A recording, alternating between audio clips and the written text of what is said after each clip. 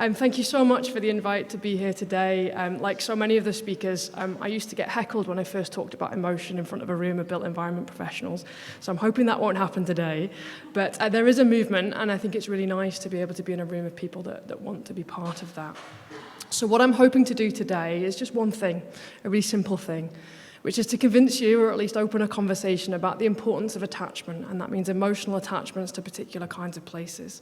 And I'm going to illustrate this with a few examples of historic buildings, and I'm going to ask the question, how and why do we form emotional attachments?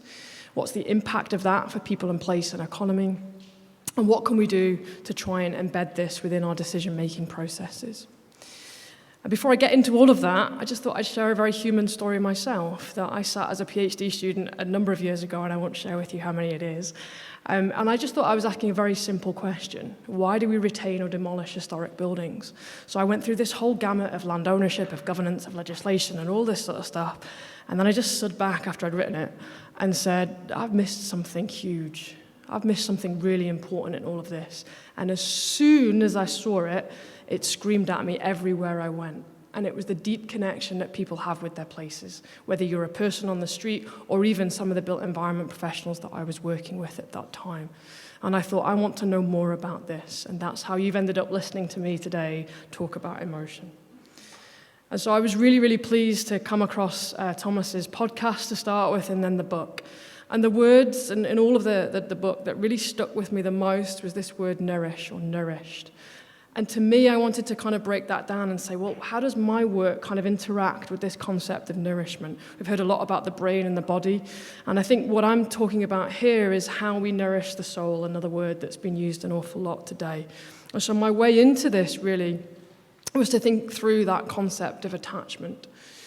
And for many of us, as I go through today, I'll give you a lot of different kind of examples and such like, but I really want you to just locate yourselves in the places that matter to you and think about why they matter to you. Not just that you feel joyful, but that you have a deeply profound connection to those places that mean that you care about them, that you'll act in particular ways around them. And so one of the things that I realized is that actually this profound attachment that I noticed all the way back when I was doing my PhD wasn't just unique to me, but actually it's a part of our existential need. We need relationships with places as much as we need relationships with other people. And that's something that I think we don't foreground in our architectural education and planning education. I speak as an educator, and I think it's something that is profoundly important to who we are as humans and the kinds of places in everyday lives that we can carry out. And so, as an academic, I'm blessed with the ability of the time to think things through, to go and try and find the answers to things that bother me, that I'm nosy about. And so my answers to this, I'm a historian by training, came from history, it came from urban renewal, it came from that sense of loss and grief of demolition and the way that people were impacted by that in a mental health and physical health context. But it still didn't give me a framework to understand it.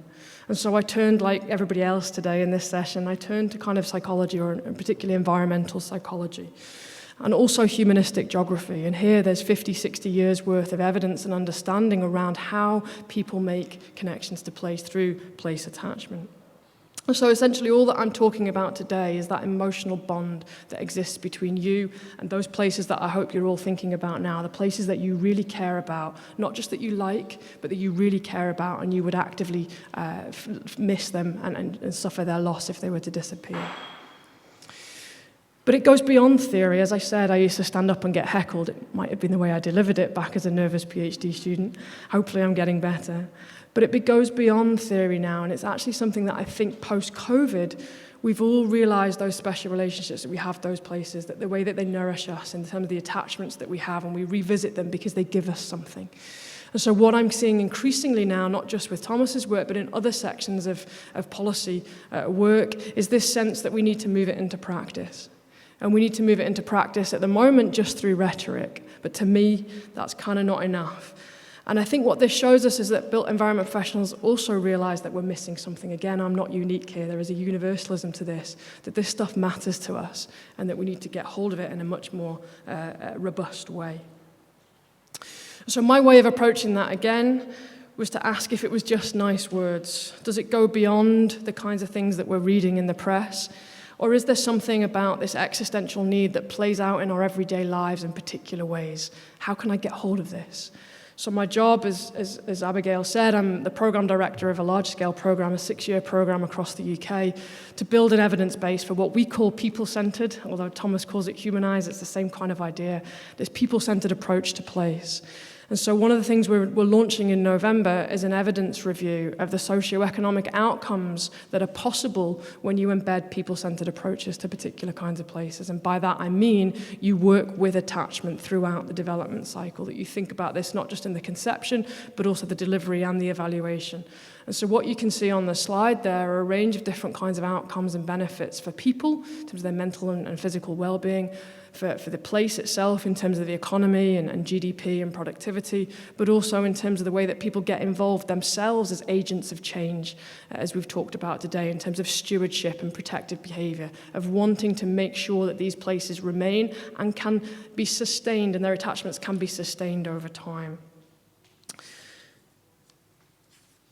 So it wasn't just rhetoric, I suppose. It was in reality.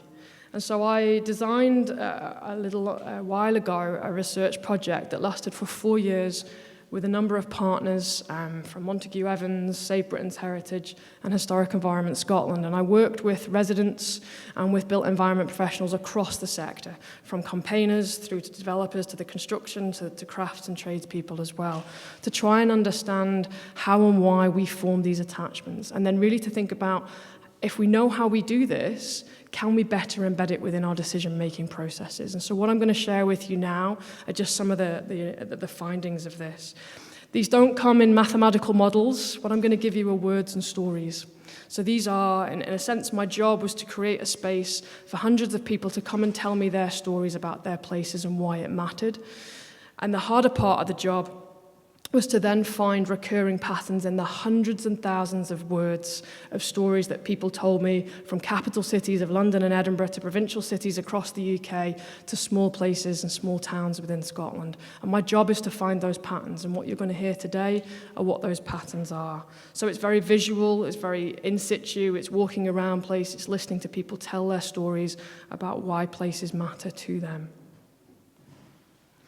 And so from all of that, to cut a very long story short, I realized that it isn't just our emotional responses to place that matters, although there were 30 to 40 different responses that were articulated verbally by people across the project, from anger to joy to the stress that we've heard about earlier today. But actually the thing that was most prevalent was the thing that was under the surface, that you could only get through digging through the patterns of the words. And that was the durable but hidden attachments that people have to particular kinds of places. And that actually we can also form emotional communities, that it isn't just us as individuals responding in similar and different ways, but there are groups of people in place who feel similarly about those particular kinds of places, and to think about them as a constituent, not just a community of geography, but an emotional community as well. But it's the attachments, it's the durable thing, it's the thing that holds people together, it's the thing that holds places together. So I'm going to stop the clock on me and share with you a 60-second animation, if it works, if the technology works, of all of the findings about how and why we form emotional attachments to historic buildings. We all have historic places that we love. It's usually somewhere that feels just right, a place we enjoy visiting, looking at, or going into. Or perhaps it's a place we miss now that it's gone. We feel like this because we develop emotional attachments to places. But what exactly causes an attachment? Is it the physical fabric of a building or place? Is it memories, stories, history, current uses, future potential? The answer is that it's all of these things and more, and that they combine in a variety of ways to produce the unique personalities of historic places. This is why they are special to people. Understanding these personalities can help us acknowledge and nurture emotional attachments as historic places change. So, here's a question. How might such an understanding help with managing change in the historic urban environment? So what I want to do now, when I'm finishing this part of the section, is to put it into the context of Humanise, and to put it into the context of visual complexity, and to really hone in on the look aspect of why people formed emotional attachments. And so all of these things that you can see on the board are some of those patterns that were coming through, recurring in the hundreds of thousands of words that I was analysing. It was about the importance of movement. It was about psychological safety, of feeling safe in places. It was also about the multisensory. I think there was a question earlier about that multisensorial. And so I want to share with you a 20-second story from the stone. There's a lot of stories that came out of the stone and the materiality of the particular places. It was in a place called Kirriemuir, which is a tiny little borough in Angus in Scotland. And people talked not just about how the light shone on the material, on it's called the wee red town, it's red sandstone. I wouldn't give you it in the Scottish accent, my Scottish accent's terrible. They talked about the importance of the materiality, but not just for sight. They'd talk about how they would run their hands down the stone. And so the thought of that particular place being changed provoked a range of anger, types of responses like anger and sadness and fear within the communities that I was talking to. And when we see that as developers or planners, we'll see that as a predominantly negative emotional response. But if you put it into the lens of attachment, what you start to see is it's a really positive set of emotional responses that have produced the anger about that particular set of changes that might happen in demolition or change in historic environments. And so the response gives us an immediate visible understanding of something, but the attachment tells us why it matters to people and why it cares. And if we don't understand that, we'll make changes to places that'll continue to have the kinds of impacts that we've seen earlier. So it's the multisensory, and the look and the feel and the use of the places cannot be disentangled. That visual complexity gives us something, it makes us feel something, but it also encourages us to be passive users and also active users. So I'm going to finish by asking, what might we do next? Well, we could replicate the same study, and we could look at new buildings and think about how that might happen, whether those responses and attachments might be manifested in particular ways. But actually what I'm really interested in is about the relationship between the doing and the research. And so how might we be able to take this information and put it into the context of the decision-making realm? So how we'll be able to research and action at the same time, to take a development site and to see the ways in which people form attachments as that site develops, the new attachments, but also maintain and sustain and nurture the existing attachments, the nutrients in the soil, the things that are already in place, to borrow a quote, Richard. And so, as I said, I'm directing a research program at the moment, and that's what we're really interested in. It's in the partnerships and the co-design for how we, as academics, work with the built environment professional to co-design our research questions together. Not come in afterwards, but to work through the process together to be able to better understand these things. So I'll finish up by saying that we are starting from a strong position. Richard showed us earlier a timeline of the different development cycle key points. What I'm showing you here is when we analyse those hundreds of thousands of words, I could find emotion throughout the development cycle, from the master planning to the craft people working on the buildings. Built environment professionals have attachments too. We're not robotic humans who just deliver change. We actually feel things as well, all the way through to the community groups who were impacted by the particular changes that were happening. Can we take something like this and put it, instead of it being a retrospective and reflective research process, can we tweak the process as we go by understanding how these changes can be researched and put in action? Can we get to a place where emotional attachments are not just recognized, but they're validated? So I hope I'm leaving you with a sense that attachments are important, that actually this is the durability, this is the stuff that makes people connect to place over time and through time. It gives the place the success it needs, and it has a whole set of socioeconomic outcomes. If you want any more, like any good academic, we'll tell you more.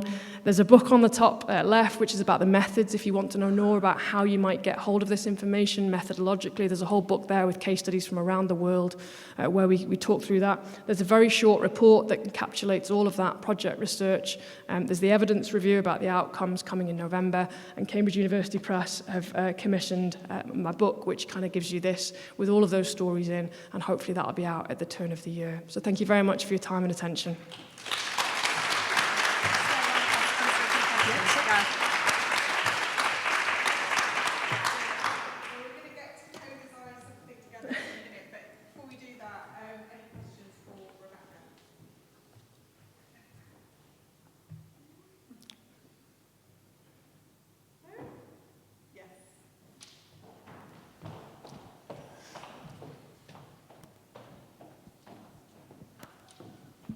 Rebecca, thanks very much. That was a really insightful actually sale of the attachment idea. I'd like to go back to what happened during community architecture when it was in its heyday in the sort of 70s, 80s probably. And the theory was that if people were involved in their own developments, then they became attached to them, and without that involvement it was impossible. Are you able to cast any light on whether that is necessary? Because it seems to me historic environments to which we become attached, very seldom are the people in them the ones who are responsible for their original construction. Thanks, Alan. So one of the series of findings from the evidence review, this socioeconomic outcomes, was you can call it different things and people in different fields will use different language, but this concept of either place stewardship, place protection or pro-environmental behaviour. And there's been proven in a number of kind of meta-studies as well as individual studies that there is a relationship between involvement and stewardship and attachment, and therefore it has those kind of positive impacts on people's mental health and well-being. So I think, yes, there is that evidence, it does exist. And I think the most explicit example of that is when we don't involve people. We heard earlier about the impacts of housing. I'm a historian, I know all about the impacts of urban renewal initiatives. And so I think actually that now society is in that space where we have to be involved, we have to co-design, we all live and work in these spaces. And so actually I think to go back to the ethical point, there's an ethical imperative to involve, not just because it's the right thing to do, but it produces positive benefits for people and place.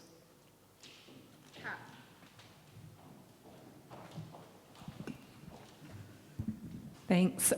Yeah, I found it interesting and really important. I wondered, as well as attachment to a place, it also tells you about disattachment. Kwejo talked earlier about where he grew up. He didn't want to bring his friends round. He didn't want to tell people where he lived. And I think there's something around understanding how people can disattach from a place and not want to be there, and how actually if we understand what makes someone proud of a place, they might stay, they might want to bring their families there, so how that can shape communities, like both sides of the coin. Yeah, no, you're completely right, and it's a great question, and one that naively I didn't really think would exist when I first started the research. I was like, hey, everybody's attached. They're not. And actually, there were a number of places in the case studies where people just felt neutral about place. And often they felt neutral about place because they didn't walk past it. They had no relationship. They had no desire to go there. They just didn't care. And I think part of our obligation is also to make sure that people do have spaces that they care about and they want to be in. And I want to give you one small story from the Stone again. It's a place called Selkirk in the borders of Scotland. And it was this fantastic conservation practice. It was redoing a clock tower, and they'd kind of sandblasted it, and they kind of got it all looking perfect, and it was all great. And then everybody just kind of said, it doesn't feel right. And there was a sense of dislocation that was happening in the space because they said, I don't recognize it. There's no familiarity with it anymore. And so actually that kind of pristine conservation technique, which was needed to preserve the building, was actually having the opposite effect on people. And I took people from Historic Environment Scotland with me to do these workshops. We did them together, and they were like, oh my goodness, we hadn't thought about this. And so there's something there about understanding the journey you take people on. This has to be done. It's a good piece of work. It needs to be done to preserve the building, but managing people's attachments through that process. And after we'd gone through that collective discussion, you found that the attachment there wasn't a disattachment, but there was a dislocation, and over time that might lead to an unattachment or a detachment. And I think that's just as important as understanding how they form is how they break. And that is something that I hadn't really considered at the start, but became apparent to me as I carried on. Thank you. Thanks very much, Rebecca.